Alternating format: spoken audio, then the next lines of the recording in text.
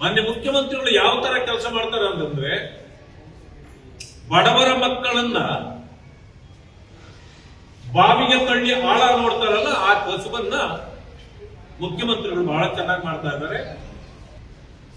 ಅಬಕಾರಿ ಸಚಿವರು ಇದು 3-4ನೇ ಬಾರಿ ಬೆಳಕಿಗೆ ಬರ್ತಾ ಇರೋದು. ಅವರು ನಿನ್ನೆ ಒಪ್ಕೊಂಡಿದ್ದಾರೆ, ನನ್ನ ಮಗನನ್ನ ಇದರಲ್ಲಿ ತಂದು ನನ್ನನ್ನ ಟಾರ್ಗೆಟ್ ಮಾಡಲಿಕ್ಕೆ ಪ್ರಯತ್ನ ಮಾಡಿದ್ದಾರೆ ಅಂತ.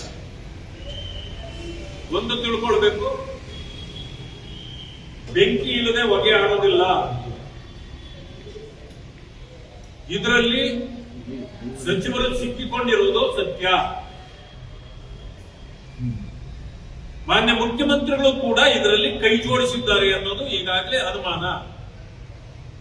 ಯಾಕೆ ಅನುಮಾನ ಬರ್ತದೆ ಅಂದ್ರೆ, ಚುನಾವಣೆಗಳಿಗೆಲ್ಲ ಹಣ ಒದಗಿಸಿದ್ದೇ ಇಲ್ಲಿಂದ, ಅದಕ್ಕೆಲ್ಲ ಮಾಡಲೇಬೇಕಾಗಿತ್ತು ಮುಖ್ಯಮಂತ್ರಿಗಳು.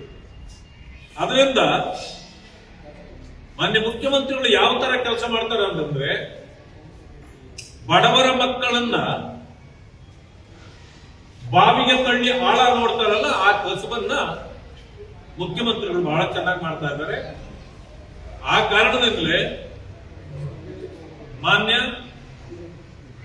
ಸಚಿವರನ್ನ ಭ್ರಷ್ಟಾಚಾರ ಮಾಡಿಸಿ ಅವರನ್ನ ಸಿಕ್ಕಾಕ್ಸಿದ್ದಾರೆ. ವಾಲ್ಮೀಕಿ ಹಗರಣದಲ್ಲೂ ಕೂಡ ಬೇರೆಯವರ ಕೈಯಲ್ಲಿ ಭ್ರಷ್ಟಾಚಾರ ಮಾಡಿಸಿ ಅವರನ್ನ ಈಗ ಮನೆಗೆ ಕಳಿಸಿದ್ದಾರೆ.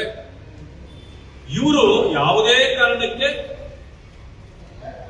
ಇವತ್ತು ಅವರನ್ನ ರಕ್ಷಣೆ ಮಾಡಲಿಕ್ಕೆ ಸಾಧ್ಯವೇ ಇಲ್ಲ. ಇವರು ಕೂಡ ಮನೆಗೆ ಹೋಗ್ತಕ್ಕಂಥ ಪರಿಸ್ಥಿತಿ ಬಂದಿದೆ. ಈಗಾಗಲೇ ನಾಳೆಯಿಂದ ಸದನ ಪ್ರಾರಂಭ ಆಗೋದಿದೆ. ಅಲ್ಲಿ ನಾವು ಅವರನ್ನ ತೆಗೆದೇಬೇಕು, ಅವ್ರ ರಾಜೀನಾಮೆ ಕೊಡಬೇಕು ಅಂತ ಹೇಳಿ ನಾವು ಹೋರಾಟ ಮಾಡೇ ಮಾಡ್ತೇವೆ.